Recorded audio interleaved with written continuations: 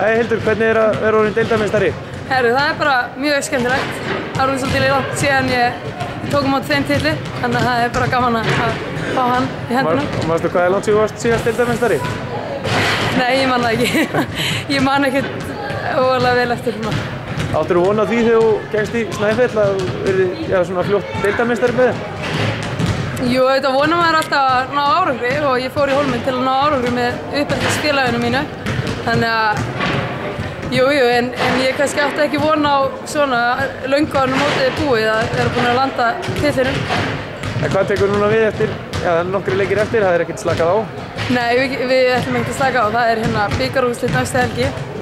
Bara einn stærsti leikurinn á tímabilinu, þannig að við höfum núna vikuna til að undirbúa okkur fyrir það og síðan bara byrjum við að vinna í okkar leik og ég meina það máttu fullt laga henni í dag þó við vinnum hennar leik þá getum við lagað ýmislegt og við nýtum ekki næsta leik í það að vinna í okkar leik. Heldur Ingi þó sig að fara að spæsa ykkur kók og prins Pólo núna á leiðinni heim?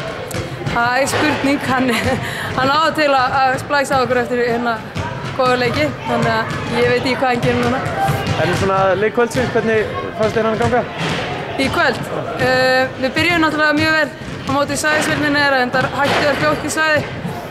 Við skorum grimtaðar í upphæði leiksins. En síðan var eins og við héldum að við gætum alltaf skoraðar og héldum áfram bara að taka fyrstu skotin í staðinn fyrir að láta boltan ganga þess betur, þannig að ég myndi ekki segja að þetta hafi verið vel spilaði leikur en hann dugði við til.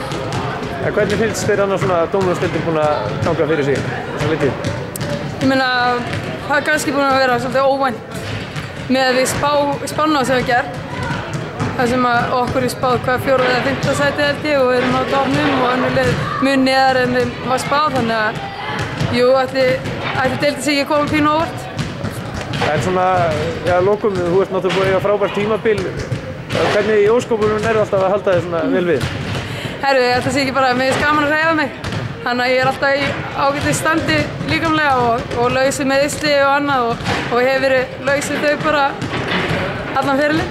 Þannig að, ætli það kom ekki bara með skynsemi og góðum æfingum, réttum æfingum og réttu álagi.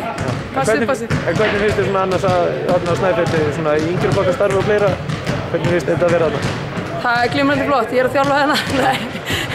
Nei, það er alveg að vinna fína vinnu þarna og í gegnum árin höfum við átt alveg mjög góða leikmenn. Við höfum átt leikmenn í toppliðum úrvalsdeildar kvenna sérstaklega í gegnum árin. Leikmenn Snæfells hafa svolítið verið að styrkja liðin á höfuðborgarsvæðinu. En núna í vetur fórum við nýja leið með að bjóða leikmennum úr Hólminum að æfa í bænum og spila með okkur. Og það eru 3 leikmenn sem gera það. Þannig að sem þýðir að liðið æfir ekki alltaf saman. En mér finnst það fín stefna hjá félaginu að vera ekki að stefna á alveg leikmenn fyrir önnur lið.